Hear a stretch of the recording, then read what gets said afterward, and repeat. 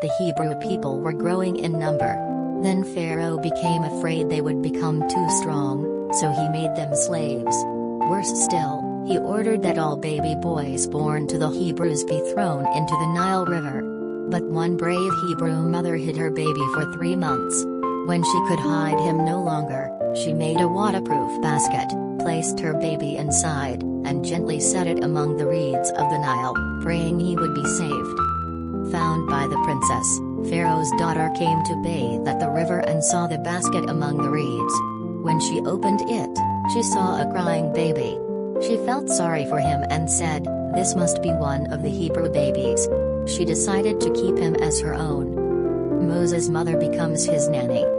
Just then, the baby's sister Miriam came forward and asked the princess, "Shall I go and find a Hebrew woman to nurse the baby for you?" Pharaoh's daughter agreed, and Miriam ran to get their mother. The princess told her, "Take this baby and nurse him for me, and I will pay you." So Moses' own mother got to care for him in safety. Growing up in Pharaoh's house. When Moses grew older, he was taken to Pharaoh's palace where he was raised as a prince. He lived in luxury and was taught by the best teachers. But in his heart, he remembered that he was a Hebrew, and he cared deeply for his people. Moses defends a Hebrew.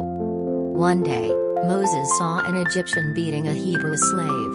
His heart burned with anger. He looked around, and when no one was watching, he struck the Egyptian and hid the body. When Pharaoh heard about this, he wanted to kill Moses. So Moses fled Egypt to save his life.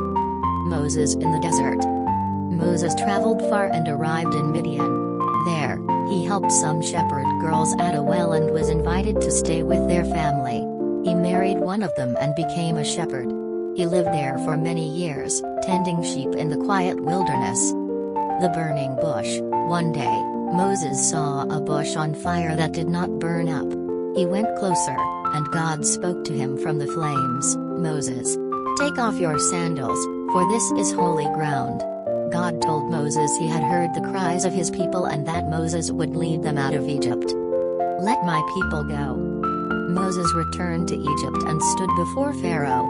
He said, "The Lord says, 'Let my people go.'" But Pharaoh was stubborn and refused. Instead, he made the Hebrews work even harder. The 10 plagues. To show his power, God sent plagues to Egypt. Because Pharaoh refused to let the people go, God decided to show his power. He sent 10 plagues to Egypt. 1. Water turned to blood. 2. Frogs covered the land. 3. Gnats filled the air. 4. Flies swarmed everywhere. 5. Animals got sick. 6. People had painful sores. 7. Hail came from the sky. 8. Locusts ate all the crops. 9. Darkness covered everything. 10. And finally their firstborn sons died. Only the Hebrews were safe. Pharaoh says yes. After the 10th plague, Pharaoh was devastated. He called Moses and said, "Go, take your people and leave Egypt." So the Israelites packed their belongings and left quickly, trusting that God would lead them. The Egyptians give gifts. As the Hebrews left, the Egyptians gave them gold, silver, clothes, and supplies. God had made the Egyptians kind toward them, and the people of Israel left with many blessings.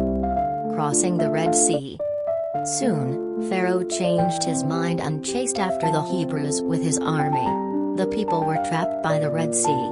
But God told Moses to raise his staff, and the sea parted. The Israelites walked through on dry land. After God saved the Israelites by parting the Red Sea and the waters swept away Pharaoh's army, the people were filled with joy. They celebrated with music and dancing. Moses led the people in a song to God, "Who is like you, O Lord? Glorious in holiness, awesome in splendor, performing wonders?"